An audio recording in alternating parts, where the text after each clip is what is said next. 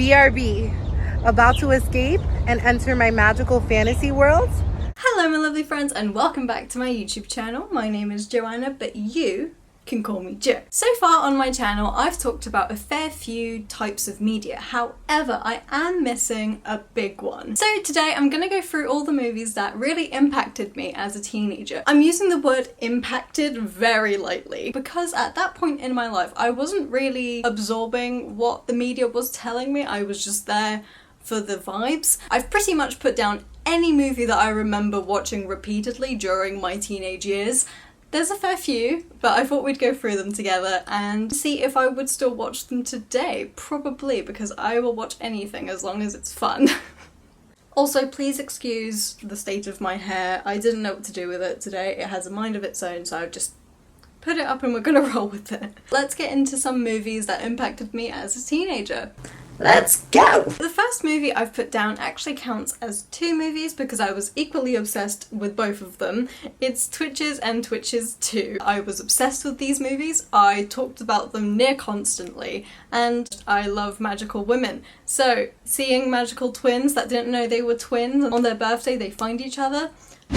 And then for the second movie, it's just going deeper into the lore of this other world, and they meet their father and his brother and family drama. Just gonna sit back and watch. I think the last time I watched it was maybe 2 years ago. I definitely still enjoyed them, I think they were funny. However, the CGI definitely doesn't hold up too well, but that's to be expected. I don't reckon the budget was massive. Other than that, I had a really good time with it. Next up is a movie that has a very special place in my heart. It changed the trajectory of my life. I'm talking about She's the Man. Hello. Comedy gold. That's what that movie is. It just hits every single time. It did start my Channing Tatum obsession. I think he pops up a fair few times in this list, and this is the movie that started it all. You know, you're an appealing guy, man. Guy, man. We're keeping it with Amanda Bynes for our next movie as well, and that's Sydney White. This is a movie that not many people seem to know about, which is so upsetting to me because it is so funny. Amanda Bynes really was in her bag during this era. At this point in her career, she really was typecast as the retelling girl, where She's the Man was inspired by 12th Night, and Sydney White, I'll give you a few seconds to guess. Snow White. Putting the fairy tale of Snow White into a college campus worked way too well, and it is quite refreshing, especially now, seeing sort of the Disney live action remakes. Bring back like the campy, funny live action movies of these old stories. In comparison, it's so much more fun to watch that type of media than watching a live action movie that is literally frame by frame taken from the animation. But I woke up every day. Oh shit. I might as well just watch the animation then, you know? However, with Sydney White, there's a voice to it. It's its own thing, despite the fact that it's inspired by a fairy tale. And it just works. There's definitely a pattern occurring here, because the next movie I've put down is Ella Enchanted. Oh, it's so good! Anne Hathaway was not playing when she made this movie. She demolished everyone. It was one of those movies I knew it was going to be a constant in my life, if you know what I mean. Like, I saw it and I was like, yeah, this is a movie I will always come back to. And again, despite the fact that it's lifted from a fairy tale, they added their own voice to it, and it's not a retelling of Cinderella. It's Cinderella inspired with loads of new premises. I think it works really well for that film. I'm tired of the formulaic movies that we get now, because everything just feels the same. Let's just bring back camp. Why are you gay? Speaking of camp, I want more. You might have guessed, we're gonna talk about High School Musical 2 now. Best movie of the franchise, period. There's never been a movie that gives me more summer, summer, summer vibes than this movie, you know? Whenever I feel a bit gloomy and I look out the window and I'm like, ugh, I just wish it was summer, this is the movie I put on, and I feel like I'm experiencing it.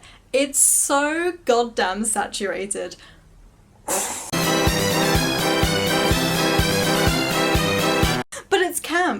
camp, it's fine. This movie provided us with so many iconic fits and moments and memes. I'm trying to think about what my favourite song is. If I had to choose, it would probably be I Don't Dance, Work It Out, and it's a tie between Bet On It and I might have to go watch High School Musical 2 tonight. That is my plan. I am in fact filming this on a Wednesday, however, I'm not wearing pink. Can't sit with us! You guessed it, we're talking about Mean Girls. This is a movie that I 100% would be able to quote front to back. I'm not even being hyperbolic when I say I've probably watched this movie more than 40 times.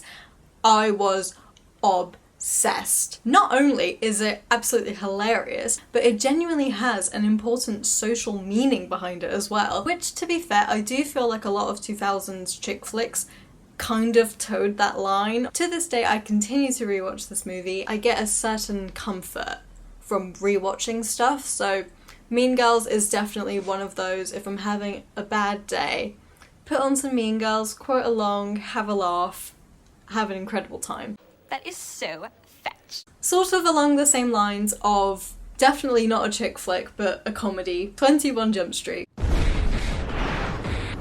I told you Channing Tatum would make an appearance again. I don't know what kind of drug they put in this movie, but, well, actually I do, it's HFS, but I was hooked. I remember vividly having a 2-month obsession. Channing Tatum and Jonah Hill just make such a great duo, and it's an absolute pleasure watching them on screen. 21 Jump Street isn't here. Bring It On, All or Nothing has such a huge part of my heart. It's a fun movie. It's ridiculous, but it's fun. It does kind of fall into the category that I was saying before, where it's definitely a chick flick. However, it does talk about some important issues. Maybe it's not executed in the best way, but the premise and the thought is there. If I'm talking about this movie, we have to bring up the crumping scene.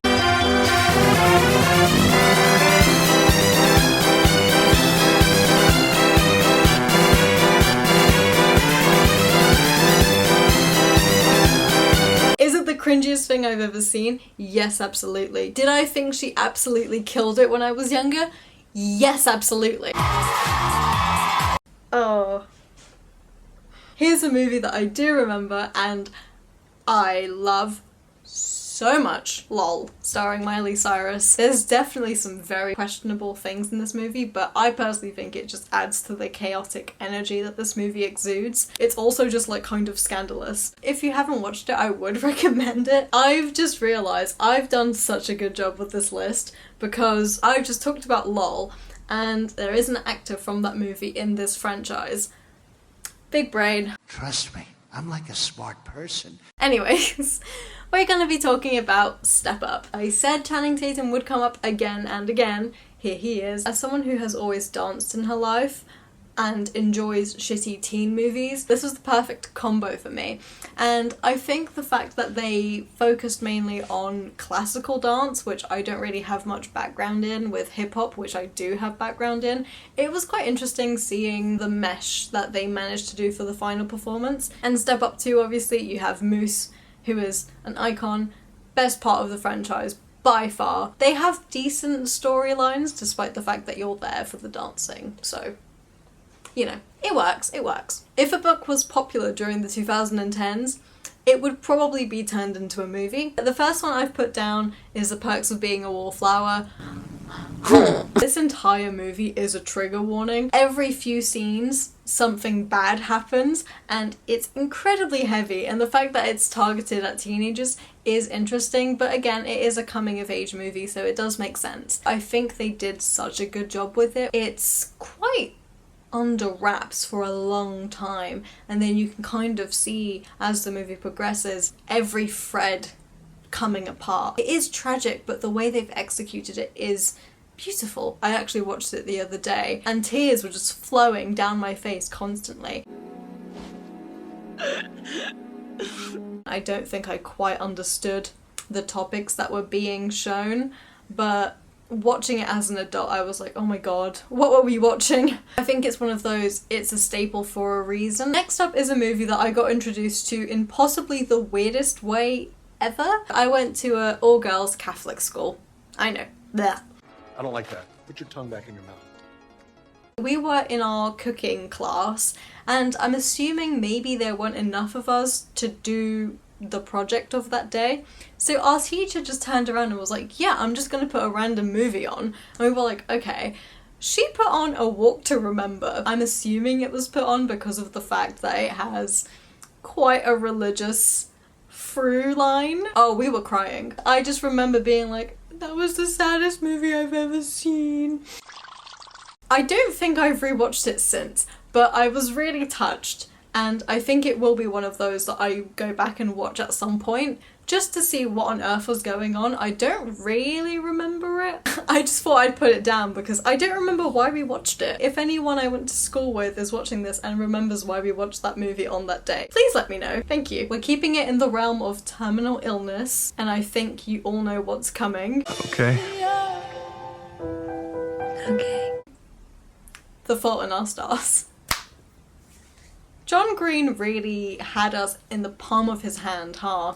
Like, what was that about? I remember not crying when I read it. However, the movie kind of hit different for me. Maybe I needed to see it happen for me to actually cry, but I remember I went with my two good friends and I made the really dumb decision of sitting in the middle. Towards the halfway point of the movie, both of my shoulders were drenched in tears because I had both of them leaning on me and crying. It was just the fact that we all had such a visceral reaction that's really stayed in my mind, of just having 3 teenagers huddled up in the cinema just crying at a screen. I think it was quite impactful for a lot of people during that time. I don't know if I would enjoy watching it now. Next up we have the very last book adaptation, The Grinch. I know it's a Christmas movie, but I do sometimes watch it in the middle of August. It really depends on when I'm wanting my Grinch fix. Anger.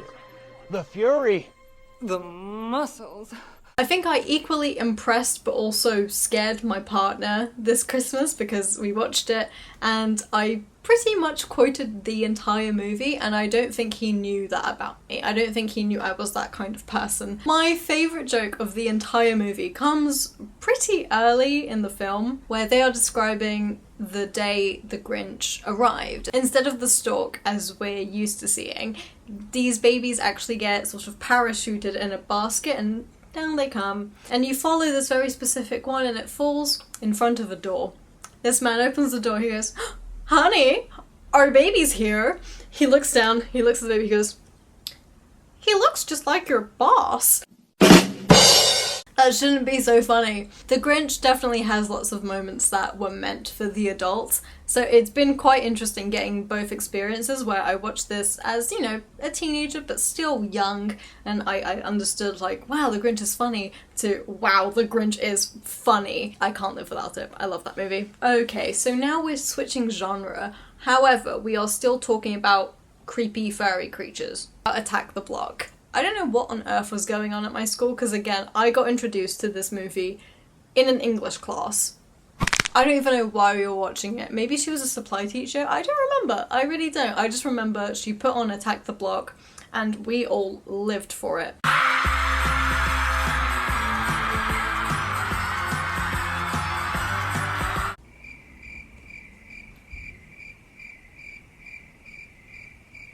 Sorry, I was taking a picture of my cat.